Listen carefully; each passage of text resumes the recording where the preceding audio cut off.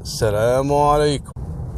قبل أقول لكم قصة اليوم الصبح حصل معاي موقف صراحة نرفزني بشكل، يعني أنا صار لي فترة والله مو معصب يعني ولا متضايق من أحد الحمد لله، لكن اليوم وصل الضغط عندي مليون. كنت أقول قصة اليوم الصبح ونزلتها الصبح أنا خلال حديثي وقاعد أقول القصة وأنا ماشي في السيارة. في سيارة كانت على يميني، سيارة مبين مالت يعني مثل البوكس هذه عرفتوها مالت السواق، واللي يسوقها سايق اسيوي، جنبه طفل عمره 5 سنوات تقريبا، لابس لبس مدرسة، ما ادري هو مدرسة خاصة ولا حضانة، والله ما كنت عارف هذا شنو اللبس، يعني ما هم مدارس حكومية لا. المهم الولد هذا يلعب، ظهر السايق هذا ماخذه بيوديه البيت، كنا احنا على نهاية الدوامات على الساعة 11 12 تقريبا، فشكله مودي البيت. فالولد قاعد يلعب بالسيارة وانا قاعد اطالع الولد اشوفه يناقز، واطالع شيء بطرف عيني وانا اقول القصة. شوي ولا هذا الاسيوي يعطي الولد اطراق كف، يا جماعة من قوة الكتف يا جماعة من قوة الكف، الولد ضرب راسه في الشباك. انا تنرفزت ونسيت نفسي اني قاعد اصور، واروح اصفط السايق هذا غصب، اصفط لين صفط، وانزل ازنطه، والولد قاعد يبكي. بعد ما بغيت اخرع الولد بالموقف، يعني قلت له اتصل على كفيلك خلنا اكلمه. اتصل على كفيله وقلت له الموضوع، حتى الكفيل قال لي الله يخليك دام جنبك عطه اطراق، يعني عطه كف.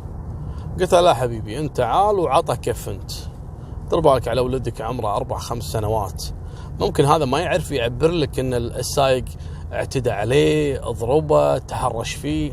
انتبهوا يا جماعة، السواق ما هم اخوانكم وعيالكم، سواق اجنبي، صحيح انك لازم تقدره وتحترمه وتراعيه السايق، لكن كذلك خليك حذر. ما يصير يعني السايق هذا متغرب عن اهله وعن جماعته، صار له هني عندك سنوات بعيد، وتلقاه عزوبي ولا تلقاه انه وتخليه عادي مع اطفال. انتبهوا يا جماعة، الشيطان يلعب. هذا الحين نتكلم على القضية، الحين بتكلم فيها عسكري، العسكريين يرتكبون بعض الجرائم، فما بالك انه اسيوي. هذا الانسان يبقى انسان، لكن انت اللي تخليه ينحرف، لانك يعني الطمعة. انت مدام تعطيه الحرية وتخلي عيالك رايحين رادم ما تدري، تحمل اللي يجيك، مو تجي باكر تركض والله انه طالب بالقصاص لا انت خليك حذر، علشان الضعيف النفس ما يلقى فرصة انه يرتكب جريمة. واسمعوا سالفة اليوم. اسمع هالسالفة هذه اللي حصلت في 2019 في اول السنة. حصلت جريمة قتل، لكن مبررات هالجريمة كانت غريبة. مو بس كذي، والأغرب من هالشيء أن القاتل هو رجل أمن رقيب، والمقتول عريف في نفس المركز. شو السالفة يا أبو طلال؟ أنا أقول لكم السالفة. الرقيب والعريف يدامون في أحد المراكز الأمنية في محافظة شقرة في المملكة العربية السعودية، زملاء بنفس الزام. المهم يوم من الأيام تليفون الرقيب هذا يدق، كل شوي يدق وكذا ما يرد، فأزعج العسكريين اللي حواليه، يدق ويسكر. العريف هذا يضحك مع الرقيب، يقول له يا ترى ازعجتنا بتليفونك، كل شوي يدق وكذا، هذا منو اللي تدقدق عليك؟ فالرقيب قاعد يضحك معاه، قال له هذه صديقتي وانا مطنشها. المهم طبعا الرقيب كان يضحك، لان هذه اللي كانت تدق عليه هي زوجته، لكن خذاها كضحك مع العريف وقال الكلام هذا ومشى. قام العسكري اللي هو الرقيب وراح دخل إلى المكتب، ترك تليفونه على الطاولة. الشيطان بدأ يلعب بعقل هالعريف. ليش يلعب؟ يعني فكر ان هذه وحدة، وان هذه يعني تدور السوالف وتدقدق على الرقيب وهو ما يبيها، فصار عنده فضول. وهذه هني عاد يلعب الشيطان لعبته. قام العريف ومسك تليفون الرقيب شوي ولا تدق هي نفس البنت. طبعا باعتقاد العريف ان هذه صديقة الرقيب مثل ما قال، والحقيقة انها زوجته، ما يدري. اخذ رقمها وخلى تليفون الرقيب بمكانه. زين، وبعدين قام هالعريف بعد الدوام قام يدق عليها ويزعجها. ردت عليه أول مرة نبي نتعرف ما أدري. قالت له يا ابن الحلال استح على وجهك وخاف ربك، أنا مرة محترمة ما عندي هالسوالف، اقلب وجهك ولا تزعجنا لو سمحت. الرجال متخيل إنها مرة يعني ما هي مضبوطة، علشان كذي قاعد يأذيها. يدق يدق يدق، ازعجها ازعاج. طبعا المرأة في البداية ما تبي تقول حق زوجها، بما ان هذا انسان يعني تافه بالنسبة لها، طبعا انه تافه وانه يعني يدور الخرابيط، وهي اصلا ما اعطتها وجه ولا هي غلطانة، فتقول خلي ولي ولا حتى ازعج زوجي في الموضوع، اتركته يدق يدق يدق يدق. لكن المصيبة ان الزوج هو اللي انتبه. من الزوج الرقيب بعد ما رجع البيت يشوف تليفون زوجته صار له يومين يدق. قال له ايش في تليفونك عسى ما شر، شنو هذا؟ من اللي قاعد تدق هذا وما تردين عليها؟ كان تقول يا ابن الحلال هذا واحد ازعجنا من امس وهو يدقدق وانا رديت عليه وغلط عليه وسكرت، لكن ما يستحي يدقدق خلي يولي. قال من هذا؟ اعطيني رقمه. وياخذ رقم تليفونه. يا المصيبة بدأت تكبر.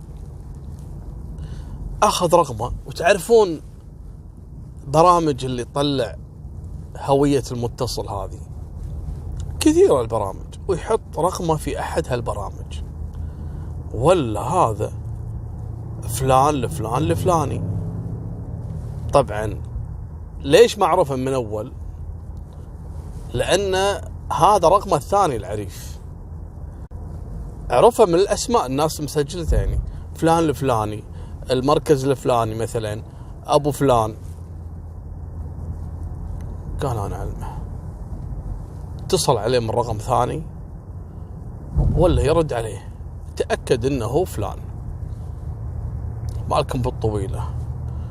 قام هالرقيب هذا ياكل بقلبه، بيموت من القهر.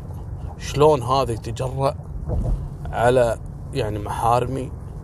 وليش انه وهذا انا رفيجه معي في الدوام، وشلون انه يتصل على زوجتي ومن الكلام هذا. طبعا راح عمباله قصة اللي حصلت قبل يومين في الزام، لما سأله هذاك الولد منو هذه وقال له انها صاحبته وهو يضحك. المهم تعرفون خلاص ضربت فيوزاته. اليوم الثاني الصبح كان موعد الزام. دخل الرقيب على العسكر اللي كانوا مداومين، من بينهم هالعريف هذا، وكانوا يفطرون الصبح. لما دخل عليه والرقيب ماسك بيده كلاش رشاش، اول ما دخل ولا هذا العريف شو يقول له؟ هم يتريقون اللي هو يفطرون الصبح. قال له حياك، لحق تعال. قام الرقيب ويرشه ب5 طلقات كانت قاتلة، وقام واتصل بنفسه على العمليات وقال تعالوا عندنا واحد انا توني ذبحته وتعالوا شيلوه. وراح سلم نفسه بدون اي تردد. يوم راحوا التحقيق واسألوه عن السبب، قالوا والله انا قتلته لان اعتدى على اهلي. شلون اعتدى على اهلك؟ انه كان يدق عليها على زوجتي ويحاول يتحرش فيها ومن الكلام هذا. بعدين استرجعوا زملاء القصة قالوا له تذكر يوم الفلاني لما كنا قاعدين هو سألك ترى هذا منو؟ وانت قلت له صاحبتي. والرجال لعب فيه الشيطان واخذ الرقم وقام يتصل ما يدري انها زوجتك، وتطورت العملية. هذا درس صراحة للقافة وخصوصيات الناس وموضوع التحرش بالتليفون. يا ان في ناس راحت ضحية تليفون، والله ضحية مكالمة، يا ناس ذبحت ناس. الله يبعدنا على هالمصائب ويستر علينا وعليكم. وفي نهاية القصة هذه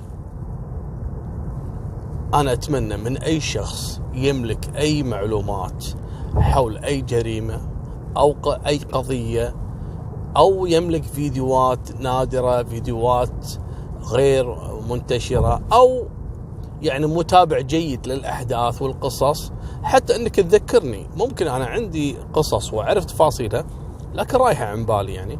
فأنا أتلقى يعني جميع رسائلكم إن شاء الله عن طريق الانستغرام في الخاص. وأنا أختار الانستغرام لأن الانستغرام تقدر تبعث لي فيه حتى الفيديو، حتى الصور، حتى المادة كاملة، وسهل التواصل فيه. كذلك الإيميل موجود يعني مثل السابق. سالفتنا وفمان الله، مع السلامة.